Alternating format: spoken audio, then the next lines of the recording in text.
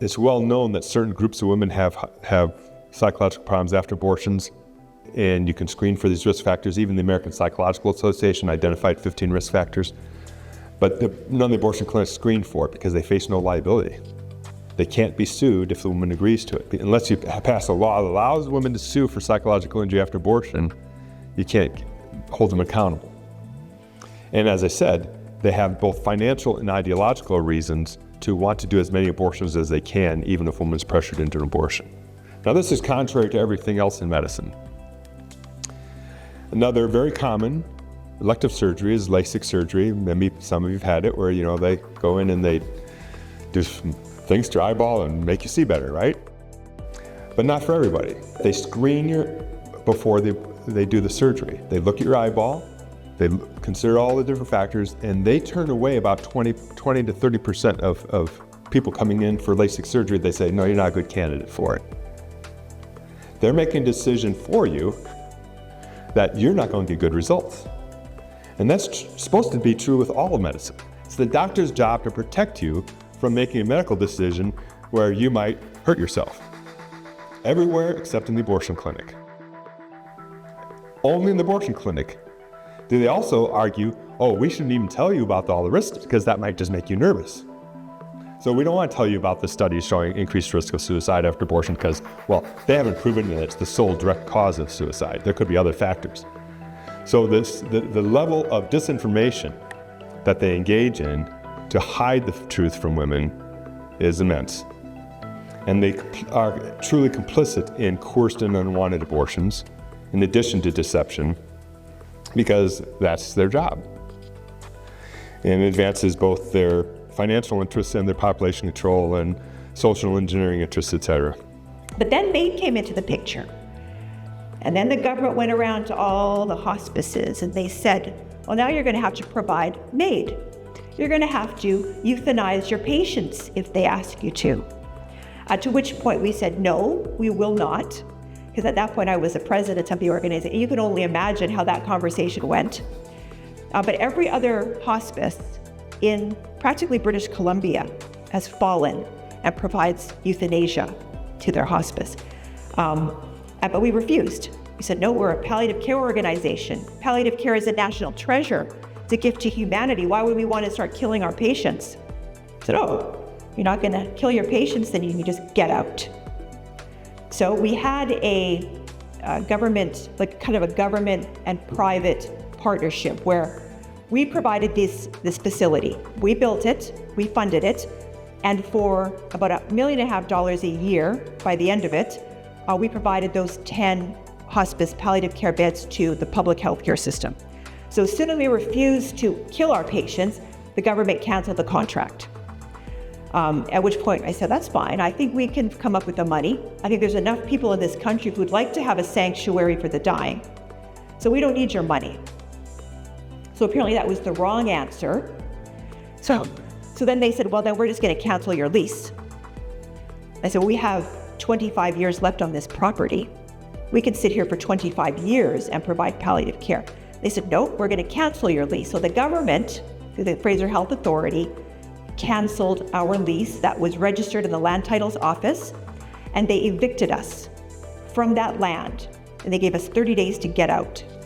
And they went into our hospice and they evicted our patients and told them, dying people in their bed, they're going to have to get out because we won't kill people. So we're going to shut down this operation. I'm going to lay it out real quick for you. MAID is seen as compassion and empathy. How many of you have heard that? Compassion and empathy for grandma. We want grandma to not be in pain, don't we? You don't want her to, she's got Alzheimer's, she doesn't even know she's there, honey. Really? You don't think so? Okay, cool.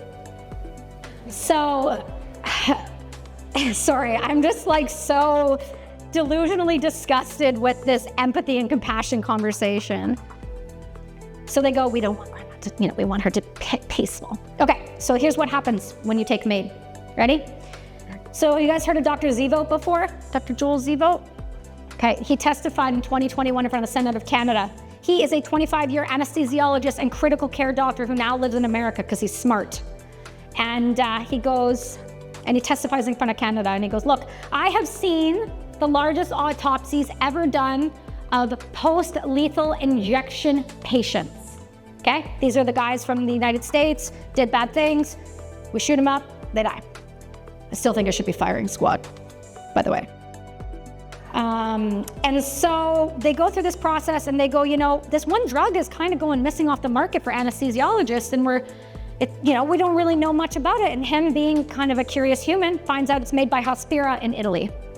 Hospira makes a drug, or used to make a drug, called sodium, I've been told I say it wrong, it's thiopental, okay?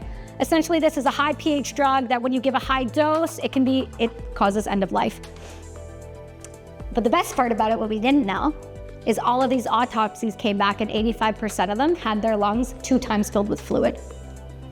Guess what that indicates, everyone, if you're not sure? Death by drowning or waterboarding. And what do we know about waterboarding, friends? Falls under the Geneva Convention, cruel and unusual punishment, right? So we're doing that. We can make a difference. We can sway politicians. With the city of Toronto, they've been considering this for years. And in 2019, they put a report out, and they noted in the report that they had received hundreds of emails on both sides, and it was a really contentious issue, a tricky charter question, and they wanted to research it further. We succeeded in making it a two-sided issue, not just like the abortion advocates are speaking to their elected representatives. If we don't stand up, we don't stand a chance.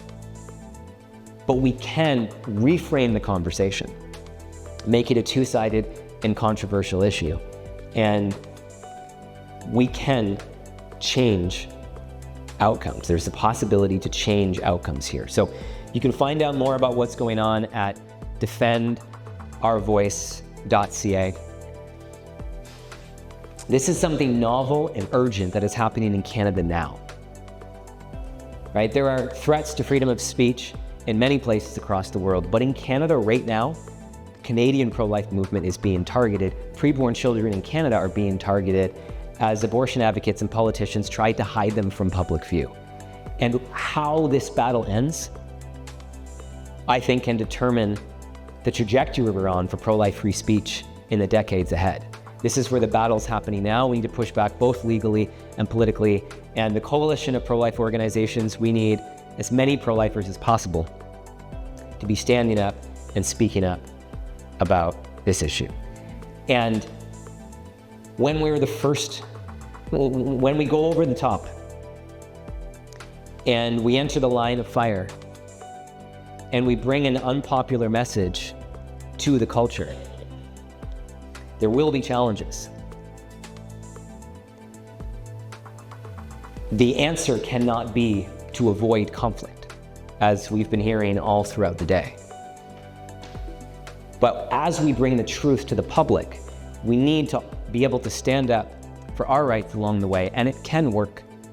Some of the other pieces that we're hearing from mums is that, you know, this is not her, but she's a real young mum that's had an abortion at home, and she can't stay there now because she said it's a place where I killed my baby.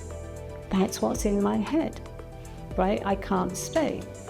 And if you look, again, the way she ends up, most of these women end up on their own, on the toilet or in the bath, losing their babies, bloods, clots, and everything.